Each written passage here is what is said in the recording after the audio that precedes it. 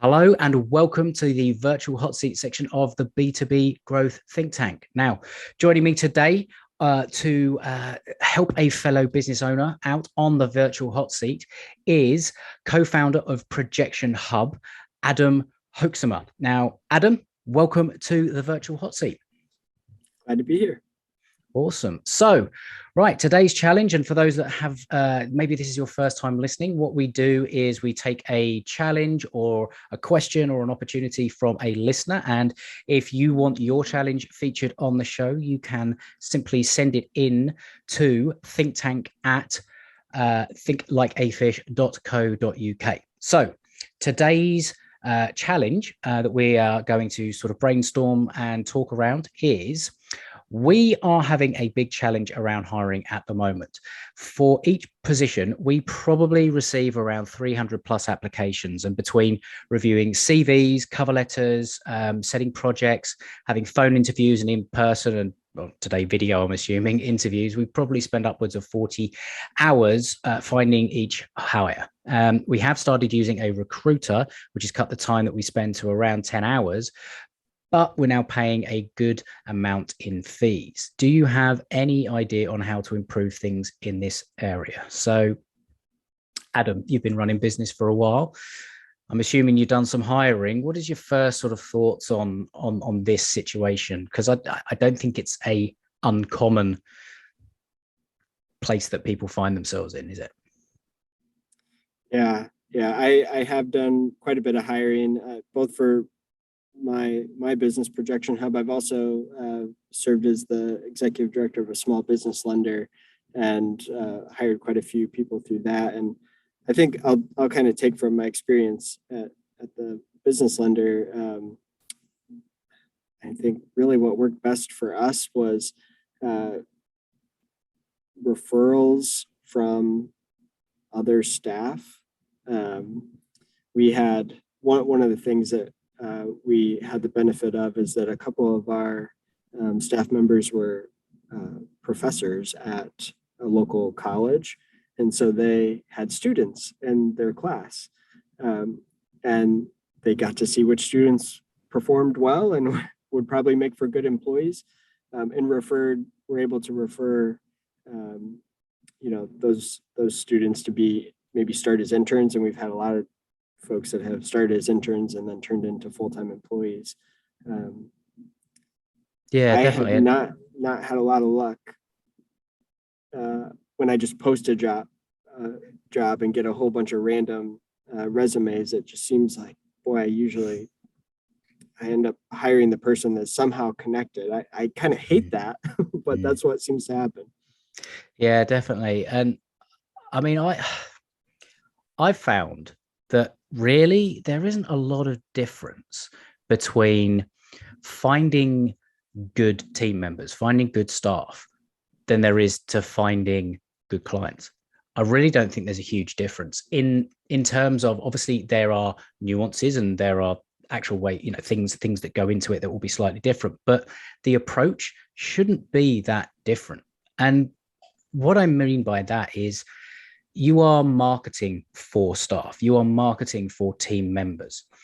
And I think one of the things that we make the mistake of sometimes is thinking that the only way to market is by advertising, which is essentially the posting jobs on job sites and all that kind of thing, or going to recruiters, which is like hiring an agency and just sort of like kind of throwing it over the fence and saying you deal with it, which is, I think, what a lot of people do when it comes to that sort of thing. And it's sort of, rather than delegation, it's abdication. And one of the ways is that you could work with a recruiter, but work a little bit closer in terms of how you would actually sort of work with that, rather than, I think sometimes it's just, right, this is my job spec, go and find people. Like, great. If you're going to pay, make sure that you're paying well. That's one of the things. But I'm in total agreement. It's around things like referrals.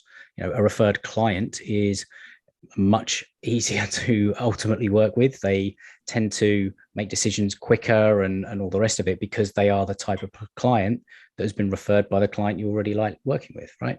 And I think that what you can always do is have an ongoing process of hiring. Like, even if you don't have a position, you should always be hiring. Actively talking through your network, having something on your website that says, we accept applications all the time, et cetera, that kind of thing. And obviously we don't know exactly what this business does or the positions that they are looking for, but you're right.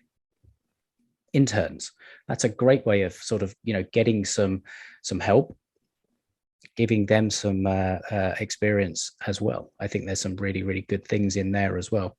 And I mean, when it comes to, have you been through a process or have anything whereby you can reduce? Because I think one of the reading it or sort of looking into this a little bit more, the challenges around the time it takes. And they're kind of going, well, I either have to invest time or I have to invest money, which is I'll either do this myself or I pay a recruiter.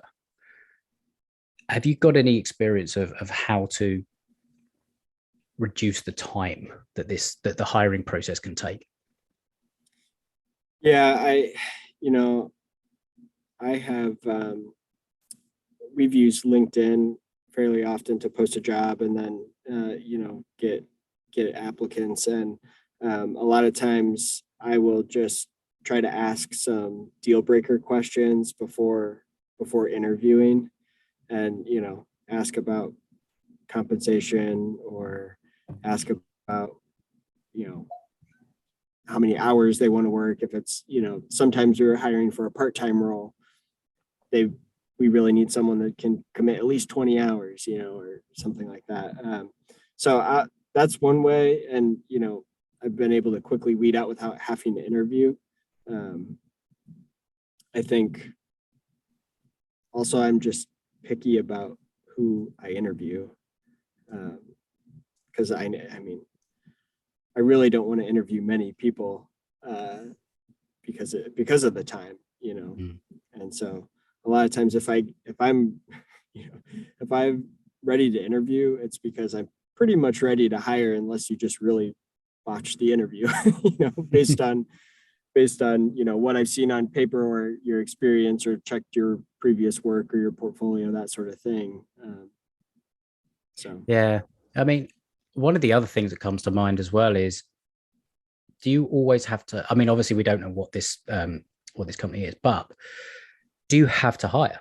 Like, is this something that you could find reputable freelancers, for example? Like, there's a lot of people going that way. There's a lot of good people that have decided, actually, I don't want to be an employee anymore, but I'm going to do, this is on a consultancy basis or a freelance basis or something like that. And there are many, many different sites out there that can help with that. I mean, you could argue that you'll face the same sort of problem, but again, you can go through the same process, and it's looking at referrals from other people and finding things that way. Have you got any experience of that side of things?